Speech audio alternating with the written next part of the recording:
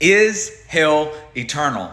See, many people don't know, and they have the wrong view, I believe. Universalism means that everyone is saved through Jesus. Annihilationism is another view that over time our bodies cease to exist as we're punished in hell. The other is eternal hell. That is the traditional view of the church. Now, Hebrews 6 says that this is an elementary principle and a foundation to our faith. And it says that we must believe in eternal judgment. That means judgment that lasts for eternity, whether in heaven with Christ or hell due to our sin.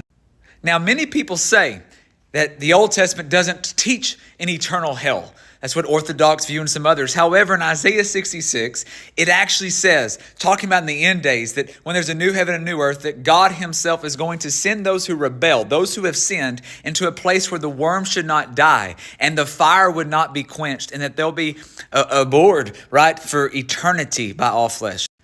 Now, what about Jesus? A lot of people say, well, he was all about grace. That is true. But he says that it's actually better to cut off your hand or your foot instead of be thrown in eternal fire, or to pluck out your eye and to be thrown into a hell of fire. He teaches in Matthew 24 and 25 about eternal judgment as well. So it seems that Jesus believed in eternal hell.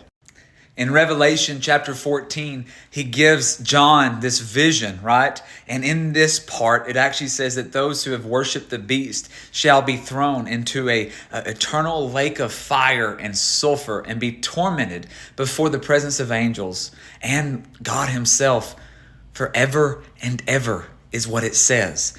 Now, I think hell is eternal according to the scripture. I'm not saying that this should be the most pressing issue, but I think it's essential that we get hell right. And so whether you aren't sure about hell or heaven or whatever, I want you to know that if you believe in Jesus Christ, he washes you clean. You ain't got to worry about hell, but that he's the only way to make it to heaven.